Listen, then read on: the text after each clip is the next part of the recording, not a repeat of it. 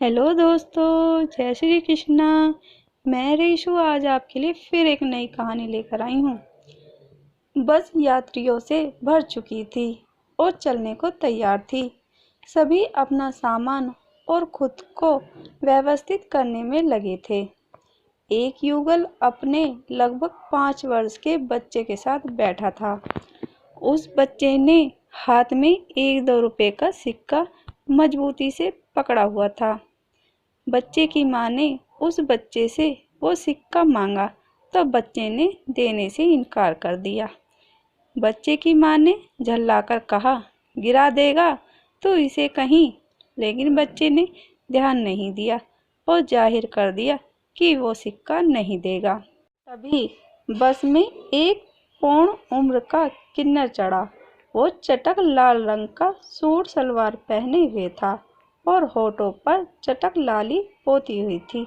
बस में चढ़ते ही उसने ताली बजाते हुए कुछ नवयुवकों की तरफ उत्तेजक इशारे किए और उन्हें छेड़ा। उन युवकों ने भी एक मादक मुस्कान के साथ उसको 10 का नोट थमा दिया। किन्नर अपनी इन उत्तेजक भाव भंगिमाओं के साथ बस में आगे बढ़ते हुए मांगने लगा। उस युगल का 5 वर्षीय बच्चा उस हिजड़े को उत्सुकता से देख रहा था। बच्चे के माता पिता के साथ कई अन्य यात्रियों को भी उस किन्नर की हरकतों से घृणा हो रही थी। बस में कुछ ऐसे यात्री भी थे जिन्हें वे किन्नर मनोरंजन का साधन लग रहा था। ऐसे लोगों के मनोरंजन के लिए किन्नर अपनी हरकतों को और ज़्यादा मादक करके कुछ मादक गीतों के बोल भी गा रहा था।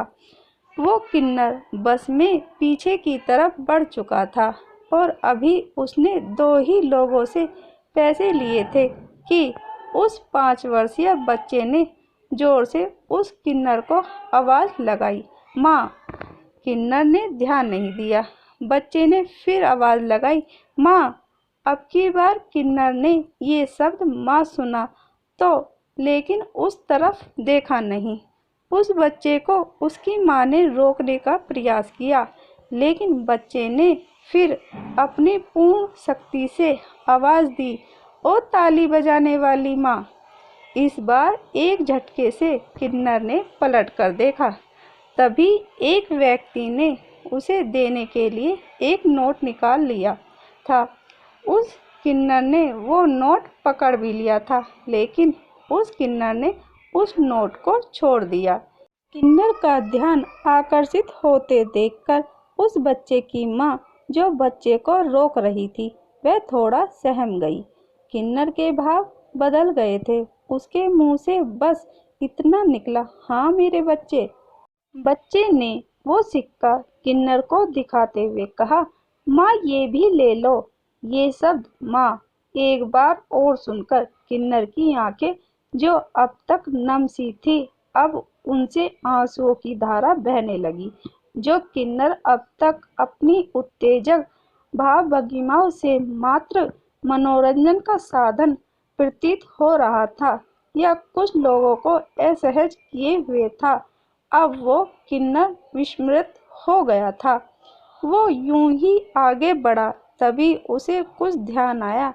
उसने रुककर एक यात्री से लिए पैसे उसे लौटा दिए। वो यात्री अवाक किन्नर को देख रहा था। तभी बच्चे की एक और आवाज़ आई, माँ आजा। किन्नर ने एक रुधी हुई आवाज़ में कहा, आ गई मेरे बच्चे। किन्नर ने बच्चे के पास से गुजरकर आगे जिस सवारी से पैसे लिए थे उसे भी लौटा दिए और बच्चे के पास आकर वो किन्नर अपलक उस बच्चे को निहारने लगा। बच्चे के छोटे से हाथों से किन्नर ने वो सिक्का लिया और उसे चूमकर माथे लगाया और ऊपर सर उठाकर भगवान का धन्यवाद किया। बस में सभी इस दृश्य को देखकर अवाक थे। क्या था आखिर उस 2 रुपए के सिक्के में ऐसा जिसके लिए किन्नर ने बस से इकट्ठे किए हुए सारे पैसे वापस लौटा दिए। किन्नर की आंखों से अब आंसुओं की धारा बह रही थी। किन्नर की जिन आंखों थोड़ी देर पहले मादकता थी, अब वो प्रेम से भर चुकी थी। किन्नर ने बच्चे के सर को चूमा। किन्नर बुदबुदा कर बच्चे को दुआएं दे रहा था। किन्नर ने अपनी एक थैली में से 100 रुपये निकालकर बच्चे के हाथ पर रख दिए। बच्चे की माँ ने उसे रोकते हुए कहा, ये क्या कर रही हैं आप? किन्नर ने अपने दुपट्टे से अपना मुंह पोंछा और बोला, बीवी, आज से मेरी उम्र भी इसके नाम और इसके सारे दुख मेरे नाम। बीवी तेरा बेटा है, तुझे बना रहे, भगवान सुखों से तेरी जिंदगी भर दे।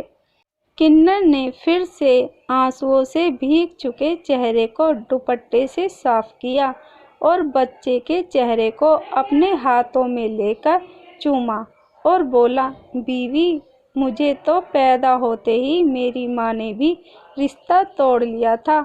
हम किन्नरों का जन्म होता ही ऐसा है। बीवी, जिंदगी में पहली बार आज जिस बच्चे ने माँ कहा तो लगा, हाँ मैं भी इंसान हूँ। बीवी, इस बच्चे ने मुझे क्या दे दिया तू न समझेगी। फिर वो किन्नर उस सिक्के को अपनी छाती से लगाए बस से उतर लिया और जाते जाते वो बस बच्चे को दुआएं और आशीष देता चला जा रहा था।